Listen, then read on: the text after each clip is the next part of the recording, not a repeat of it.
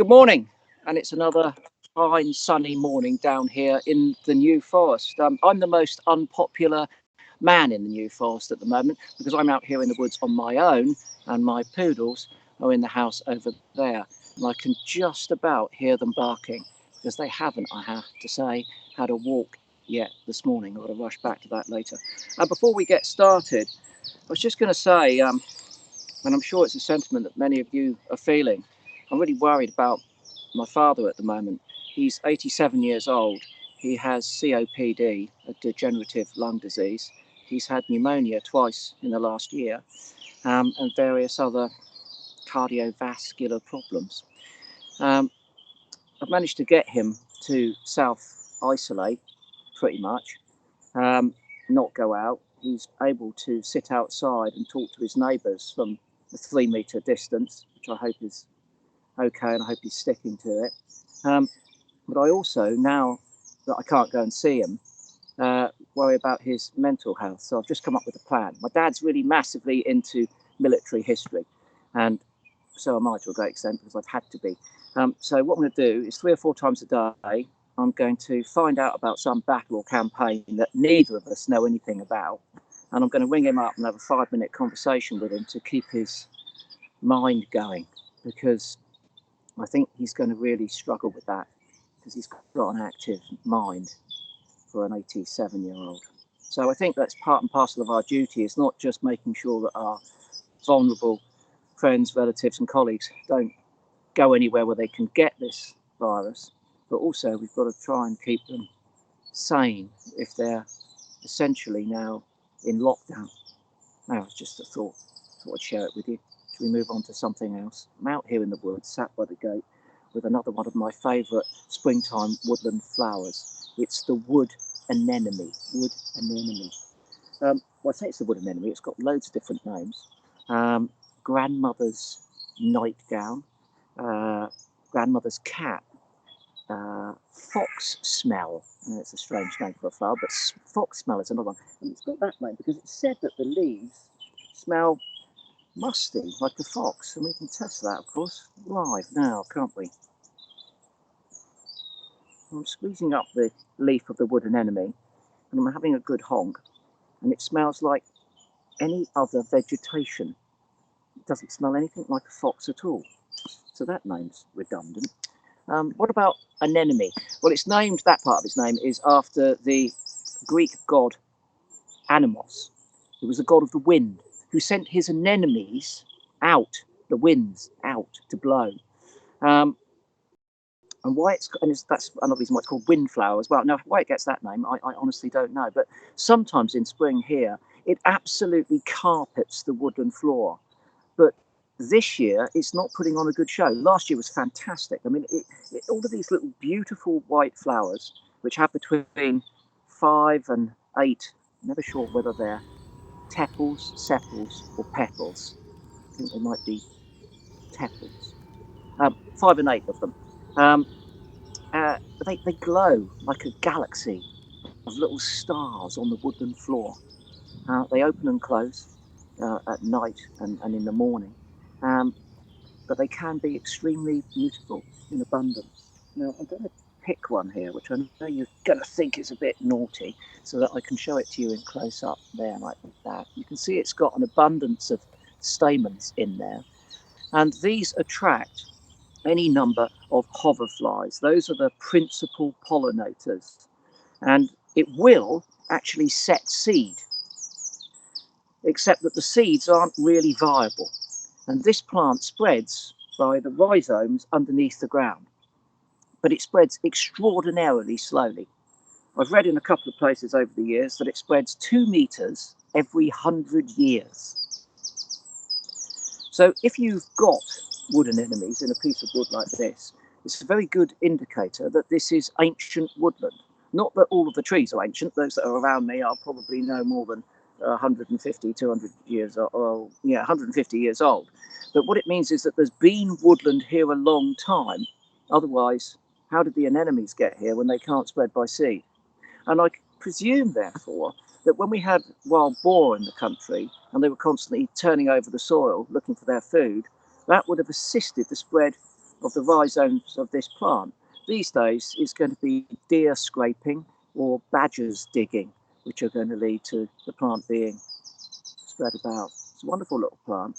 It's said to be toxic to humans. It's certainly not eaten by other animals. And it's said that if you eat it, it can give you mouth ulcers, gastric problems, and a soreness in the mouth. Well, I believe what I read, but I'm a naturalist. We have an underlying curiosity. We just got to find out if things are true or not. I'll report back if I have gastric issues. No burning at all in the mouth. I think you'd have to eat a considerable amount of it, which is obviously not something you would do. Anyway, I'm out in the wood. Let's do our skull quiz. I've already given you a clue because I'm out in the wood. Here we are. Here's today's skull of the day. There it is in side view. There it is in top view, like that. And there it is front on. One of my favourite British birds. And for our American viewers, and I understand that 10% of our viewers and followers in the South Isolating Bird Club are from the United States. Welcome, welcome. You also have this bird in your country. You've got an American version of it, which I saw once in South Wales, a vagrant there. Anyway, the pictures will be up on the streams, Facebook and Twitter. You can have a look at those for a few minutes, and then I'm going to give you the answer at the end of this little chat. So we were talking about the wood anemones rhizome spreading and badgers digging.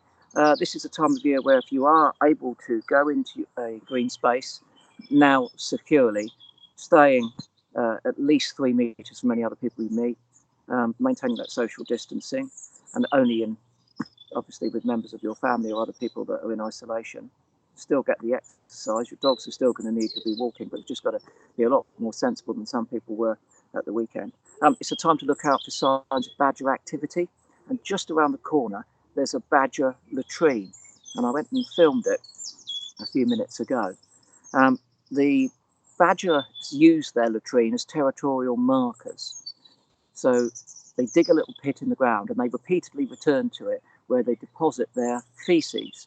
Each badger has a characteristic smell, and each clan of badgers, a social group, obviously knows that smell, and these act as territorial boundaries. And very often at latrines, if the badgers are going to be fighting, that's where they meet one another. Different clans will often use the same set of pits, so they're almost sort of competing with the scent coming from their poo. Obviously, a lot of people don't like the idea of poo, but for us scientists, it can be really interesting. I studied badger poo for 5 years. I collected it every Sunday. I took it in, I put it under the microscope, and I could see where the badgers have been eating with the leaf material that was in it. And then I could also see what the badgers have been eating by examining it, as I say, underneath the microscope. It taught me a lot about where the animals foraged at different times of year. But of course, that was old science of the 80s. These days, we could DNA test that poo. That would take us down to pretty much individuals of badgers. And we could also perhaps use something called metagenomics. So you don't need the microscope anymore. You take a sample of something like feces or soil, and you send it to, the UK, a place up in the east of England, and they chuck it in a machine and it grinds it up and analyses all of the DNA that's in there. So long as it's been pre-identified, therefore, you don't have to do any more sampling than that. It breaks down the DNA, finds little pieces of it, and ascribes it to the species that came from. So I can imagine that, badger fecal analysis through metagenomics is probably a lot easier than spending every Thursday night for 5 years at the university poring over a binocular microscope. That's taken some of the fun out of it, to be quite honest with you. And of course, the other thing is, it's in much more simple terms, it tells you where the animals are. I wouldn't know where the territorial boundaries are, what my badgers are doing. I couldn't find that fecal remains there. People have been sending things in. I just had to show you this one from Mark Williams. So Mark Williams yesterday, here they are. This is a wood pigeon that's been killed by a sparrowhawk in his garden. Um, Nothing unusual there. Female sparrowhawks will take down a wood pigeon, not the males, of course. They're too small, feeding on smaller species. Example of niche separation between the sexes. So they can both live in the same place at the same time, and they are territorial sparrowhawks, but they're not competing for the food. The males are eating all the small tits and finches. The females are eating the thrushes and things up to the size of a wood pigeon. Anyway, getting back to the picture, so I'm easily distracted. This one was killed in Mark Williams' garden, but look in the middle of it. Can you see there? There's a wood pigeon egg. Here's Mark's picture of him having picked it up. No ambiguity about the fact that this is the wood pigeon's egg. And I can only presume that the sparrowhawk ate the pigeon but didn't fancy the egg, and it remarkably left it intact at the scene of the crime. Now, I've never seen that before, ever. Sparrowhawks will pretty much clean up a whole bird that they kill. A pigeon would be a big meal for one sparrowhawk in one go. Maybe it was scavenged by other things, but the egg being left behind is remarkable. And I love little, things like that, little bits of nature detective work. And it's something that you can do in your gardens whilst you're self-isolating. Or, again, if you're like me, you've come 100 metres from the house out into the woods. So if you see the scene of a crime, you can always tell with a bit of detective work who's the most likely suspect there. One simple thing is that if the feathers are chewed off, the big flight feathers, Meg was talking about feathers last night, so the tail feathers and the flight feathers, if they're quills, the base of the quill is chewed off, obviously it's been chewed by a mammal, birds can't chew. If they've been plucked out and those quills are intact, then that is the work of a predatory bird that's been plucking it. So that's the first thing you can see, and then you can look at the remains of the animal to see a few other clues. Maybe we'll get into that on another occasion. Going forward, I can say that Fabian Howson, who's the producer of these segments that we're doing, has come up with some new software whereby we can use multiple cameras at the same time. Yeah, we can multiply Skype and mix between them. So tomorrow morning, Megs and I are going to set a camera up on our bird feeder so we can do a bit of live, kitchen to garden bird watching. And the treat for you might be, if you're fortunate, well, two treats. I had great spot woodpecker came in this morning and was just this far away from the camera, so that was nice. But also marsh tit, and I have to say, I don't want to get your hopes up but I've had willow tit in the garden because I'm fortunate to live next to some wet woodland. So you never know, and that's what we're going to be doing. The other thing is, of course, it means that it doesn't have to be about me all the time. It bored me pretty quickly. I'm bored with me already. But we're going to have guests, and coming up this week, we've got Gary Moore, our sound man from Springwatch, and he is extraordinary. He's an expert in bird sound, and I'm not, so we always defer to experts, and we're going to go live to Gary in his garden to see what he can tell us about bird song live. So I'm really looking forward to that. That's going to be fantastic. We're also later in the week going to be joined by a bird artist, Darren Rees. Now, Darren Rees is a phenomenal artist. I've known him actually since I was at university. He studied maths and not art, but don't let that put you off. His art is phenomenal, and he's going to be giving us some basic tips on how to draw birds on our feeders. Something you might want to do with your children if you've now got them inside and you're running out of ideas. But all you need is a piece of paper and a pencil, and Darren can turn that into a drawing of a bird. So he'll be joining us too. And our plan is therefore to find as many other contributors as we possibly can, people who are self-isolating and who have these skills and can tell us a bit about how engaging with the natural world is going to keep our spirits up during this horrendous crisis. If we go to the skull, just to wrap up, yeah, here it is. Look at the size of the eyes. The eyes are huge, which infers, of course, that it is a nocturnal bird or a crepuscular bird, one that comes out in the evening or the morning. Look also at the fact that the eyes are on the side of the head, unlike the tawny owl skull that Megan showed you yesterday, where the eye sockets were facing forward for very good stereoscopic vision, being able to judge distances very well. This skull has the eyes on the side of the head, which means it's looking out for predators. So this is prey, not predator. And then, of course, it's got this very long beak. This is a wader's beak. This beak is probing down into the soil, principally removing earthworms. So we've got a woodland wader with massive eyes that comes out at night. It is, of course, the one and only woodcock. What a bird. What a fantastic skull. What a beautiful piece of natural architecture this is. You see, for me, this is a treasure. This is the sort of thing that I was going to say as a child, but even as an adult, I can get out and I can, just look at it like this and think, that is just, well, it's beautiful, actually. It's beautiful. And I can look at it, its form, and then I can deduce its function. And again, that's what we like doing, us naturalists. We look at the form of things. Look at it now, the sun coming through it. I can put it down. Stop fetishing the woodcock's skull.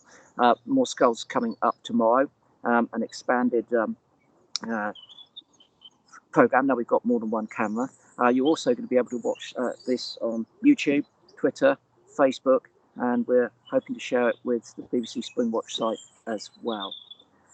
Stay safe, everyone. Things are changing on a daily basis. Listen to scientific advice. The scientists are the people who know best at this point, and we really have to listen to them to look after ourselves and everyone else. The changes that it's bringing to our lives are going to be challenging, but there's always somewhere to go and find some respite. And for us, it's here in the woods or in our gardens. And for a little while, we can get our heads away from that crisis and just chill out and look at the wood anemones and think that, well, life's beautiful. It wasn't this morning. I'm going to, leave you with just a little clip of what my alarm call. Of course, it's the poodles. Yeah. All right. See you tomorrow, 9 o'clock. Same time, different place. Thank you.